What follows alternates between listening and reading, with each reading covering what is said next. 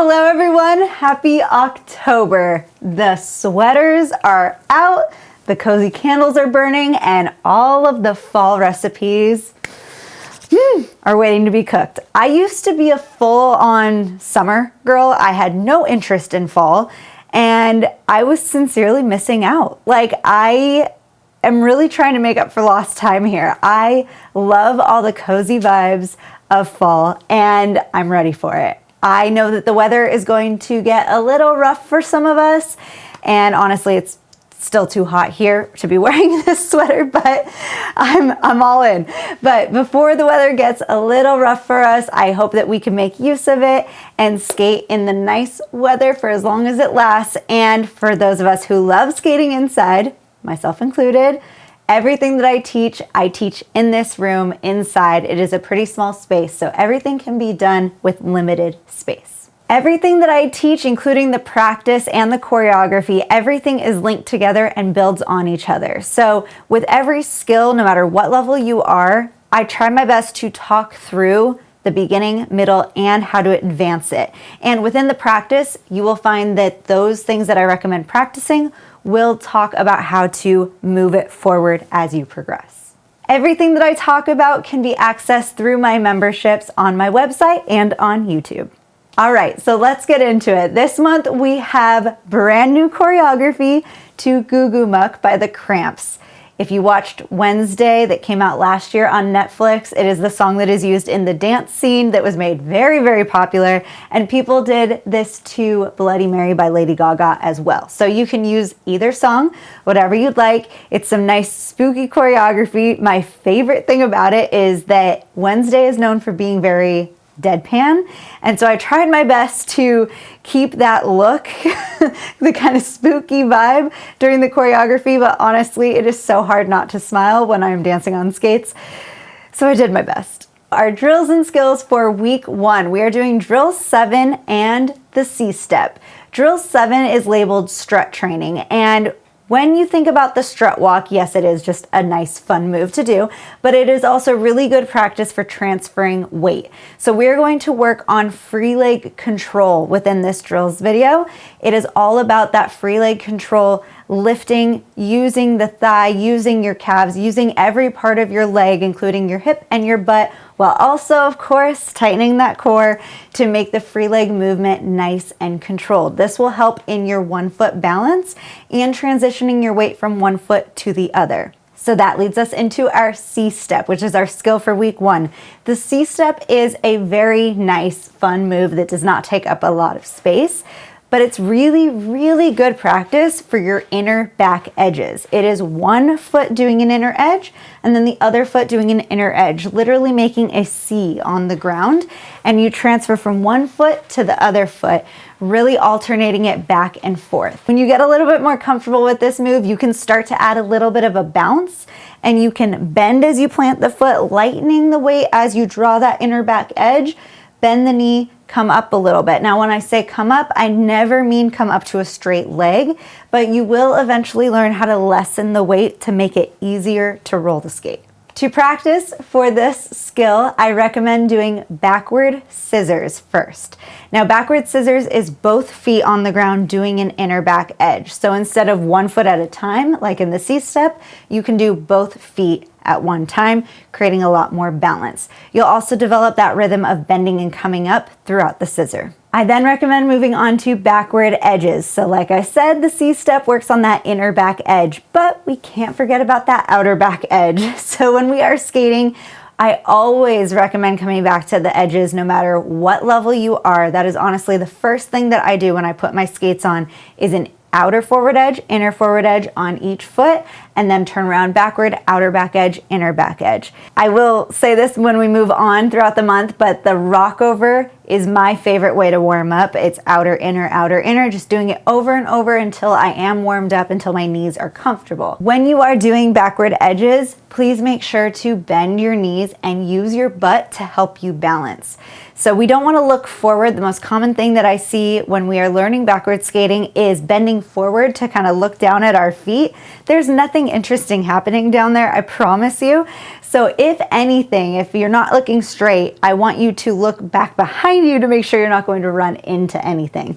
When you do look over your shoulder or look behind you, you don't want to move your entire body. You want to tighten up your core. You want to pull one shoulder back, whichever direction you are going to look, and then turn your head to look behind you just briefly. You don't want to keep it back there. You want everything to be squared off when you are skating backward. Or shall I say, when you're learning to skate backward, when you're not super comfortable yet. Last thing to practice this week is the dribble or the slingshot. Now, the dribble is another really great skill to practice without a ton of space, and it does alternate one foot and then the other, but you leave both feet on the ground. So it's a really good skill for any level.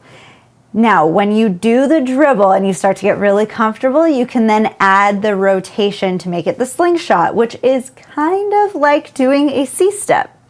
So all of these things are related, and I want you to realize that when you learn one skill, there are so many other things that you may be unlocking within it. So all of these things are connected. Also, pro tip, if you want to skip the elliptical at the gym, the dribble is pretty much the elliptical. You can keep going and keep going. It's great cardio. Okay, week 2, onto our choreography. Now, I want everyone to start with the beginner intermediate choreography. It connects directly to the advanced choreography, so you can have a full routine, but I do recommend starting with the beginner intermediate right here in week 2. Of course, if you want to start this in week 1, that's totally fine. But our choreography involves a lot of different skills. We are using the heel-toe step, the downtown, the 2-foot spin, and a heel-to-heel transition. So we use a lot of different skills in our choreography. I kind of disguise them with dance moves to make us a little more comfortable and to help us learn without feeling like we're learning too much. It makes it a lot more fun. For our practice this week, we're going to work on some of those skills. So the 2-foot spin can be done a lot of different ways. You can do it with your feet wide, and it'll be kind of a slow spin. You can start to bring your feet toward each other, never running into each other. Please don't run your feet into each other when you are doing a 2-foot spin. Or you can pop up to the heel and toe if you really, really want to spin it fast. When you are spinning, no matter what spin you are doing, make sure you are tightening your core and your entire body is rotating with you. On that note, let's go into our inner forward heel to heel transition. This is the most commonly used heel to heel transition, from forward to backward, stepping on an inner edge, opening up the hip onto an inner back edge and closing it. I always say it's kind of like closing a book or closing a door. Now, when I said in the spin to rotate your entire body, that is also super, super important in a transition. We don't want to leave anything behind.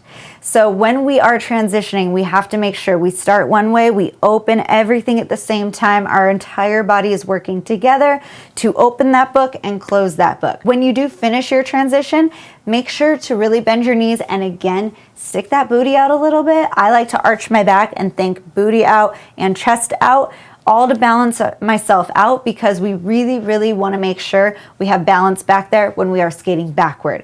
We never want to stiffen up and push our hips forward. We want to keep everything nice and engaged, knees nice and soft, booty out just a little bit.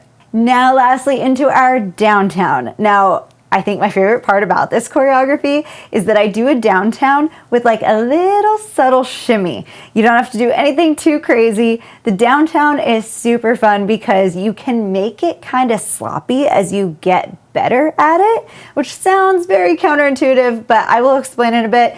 But this one in the beginner intermediate, I recommend really focusing on the crosses. So a downtown is literally just a cross in front and a cross in back with some rhythm. So we do that cross in front and a cross in back, and I do it with a very subtle shimmy with hopefully no expression in my face for this choreography. All right, on to week 3. We are working on drills 12 and the 1-foot spin. Now, a 1-foot spin can also be done various ways. There's always something new to try, a different arm position, different foot position, different knee bend even. But in order to help us get there, whatever we want to do with it, I do recommend working on drills 12. Drills 12 is off skates, actually using your skates as weights to help us gain strength to rotate. Now, when we think of rotating, a lot of us just think about the foot, but everything has to work together. So I think that the most important thing, at least for myself in skating, is focusing on the core. That is where all of my stability comes from. And in my rotation, I really focus on rotating my core, pulling one side back and tightening one side of my core the direction I'm traveling.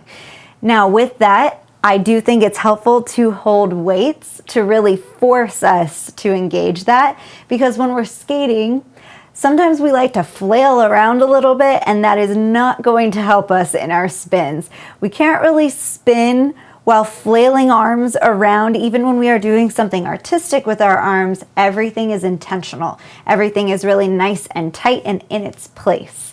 So when we are drilling this and working on the rotation, I highly recommend holding a weight. You can use anything you want, but I use my skates. It's a nice moment to realize how heavy our skates are. We're used to them being on our feet, but when we hold them in our hands, ooh, they are so heavy. Now, the 1 foot spin, like I said, there are many ways to do it. I really want you to focus on going from a 2 foot spin to a 1 foot spin, working on transferring that weight. So like the C step, we worked on transferring from 1 foot to the other. That inner back edge that we're doing in the C step is the same inner back edge as the 1 foot spin. When I say 1 foot spin, I'm talking about an inner back upright. That's another name for it. That is the most common 1 foot spin. We have different edges. You can do an outer forward, you can do an inner back. There are many ways to do it, many edges, so much to go over, but for this week, I'm focusing in on the inner back upright. So that same edge that you are doing in the C step, the inner back edge. But work on getting your way over to that 1 foot. So when you're doing a 2 foot spin, I want you to focus on evening your way out in each foot, really finding your center.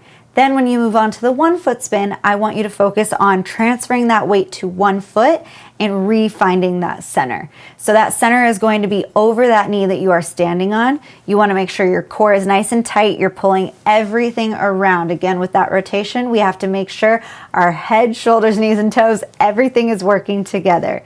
So really focus on that. And please let me know if you have any questions. Like I said, there are a bunch of different ways to do it. So you never know if one way is going to unlock something else. All right, to practice for week 3, I want you to revisit that C step. Like I said, all of that technique that you are doing in the C step can be transferred to the 1 foot spin. So we want to make sure we are practicing those together. I also have a video talking about how to get more rotations when you are spinning. A lot of times, our spin stops because something is disconnected.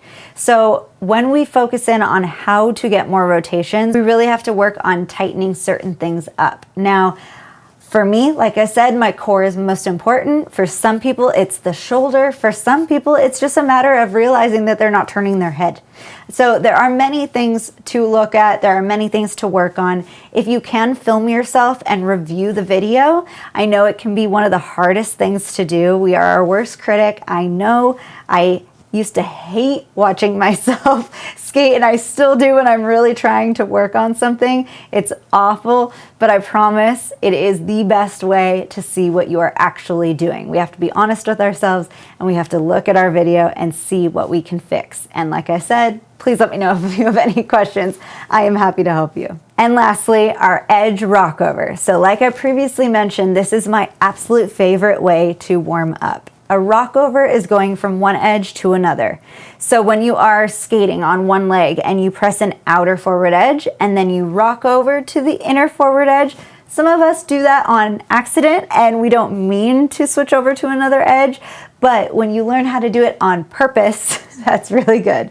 So edge rockover switches from one edge to another. It is really nice to know how to do that quickly. And with your knee, I like to bend and come up, bend and come up. The rhythm for you may be a little bit different, but it's all about finding what works best for you.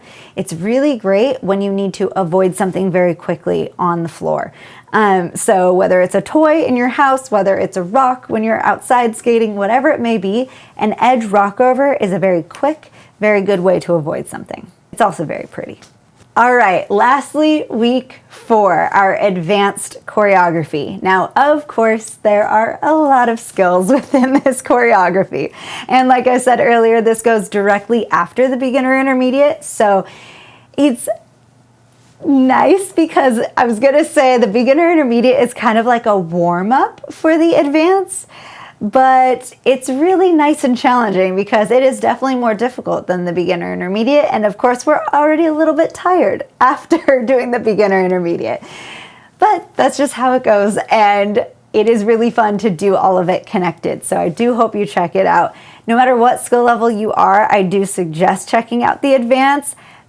Change it, make it your own, do what you have to do in the choreography to make it fit your skill level at the time.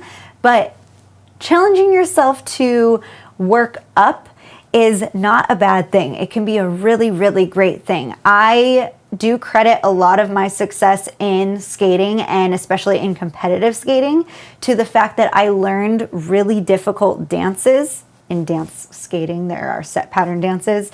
And at my age, I remember like 5, 6, 7, 8 years old, and my dad was teaching me dances that the 18, 19, 20-year-olds were doing. And I couldn't quite do them yet. I was really struggling, but I was learning a lot, and I was learning what works for my body. Now, I'm not saying go try to do a double axel when you're not ready, nothing like that. But I do suggest checking it out, seeing what you can pull from it, and seeing what you can do right now. Okay, I'm gonna have to read these because I can't quite memorize them. But in our advanced choreography, we are doing the crab walk, downtown, inner forward heel to heel transition, 1 foot spin, C-step, down pivot or a toe pivot, and a body roll. All of that is included in our advanced choreography, and like always, if you want to edit it and change it to fit your own style, please do. What I do with my arms and my body is not necessarily what will work for everyone, so if you want to manipulate it a little bit, please do. All right, to practice for week 4, I want you to work on the crab walk. In the beginner intermediate, we do a heel toe, and then in the advanced, we do a crab walk. You can make the crab walk really fun and kind of more Charleston-like if you would like, but we are doing the crab walk to travel to the side. Now it's alternating lifting your heel and your toe, just like the heel toe step, but we do it in a way that allows us to travel to the side. So please check that out. Then we are going to work on our downtown again, but this one is a slightly different video. It's finding your flow in the downtown. So like I said earlier, you can kind of make it sloppy and make it quicker and a little bit more artistic. You can also add some turns and spins when you get to the sides. There's so much you can do with a downtown. A downtown is, I think, one of the most important skills to learn if you are going to an event or you will be skating with other skaters, because it is the one move that we always get into the center of the floor and do together. So work on your timing, play with your timing. You can do it slow, you can do it quick. Find your own flow within your downtown. And lastly, toe pivots.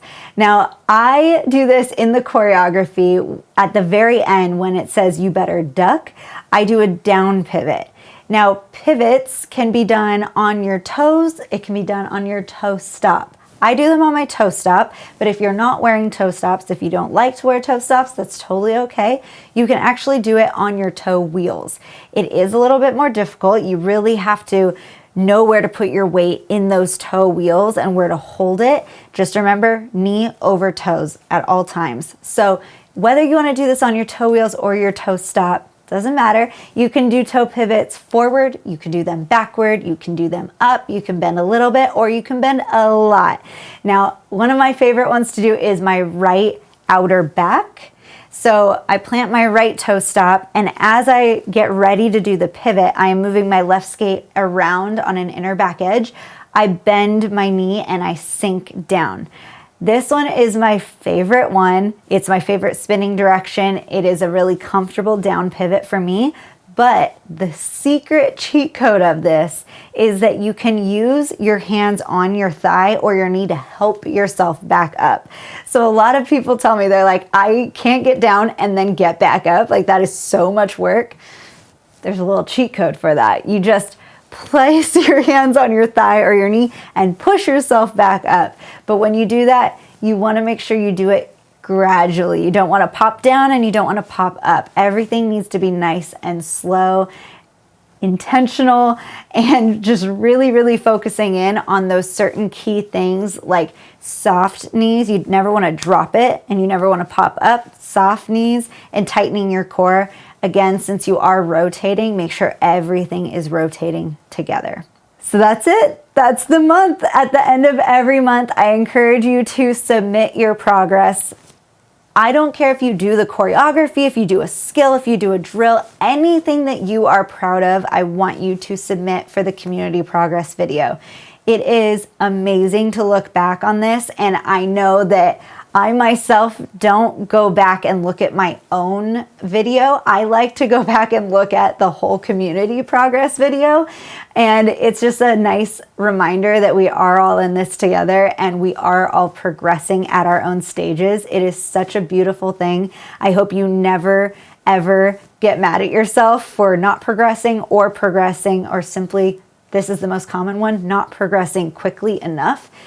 There are no rules here. We are all on our own journeys, on our own paths, and I want you to feel proud of yourself no matter where you are, because I am proud of you. So, like I said, all of these videos that I mentioned are through my memberships on thatnicolefiore.com or on YouTube, and I hope you check it out, and I will see you later.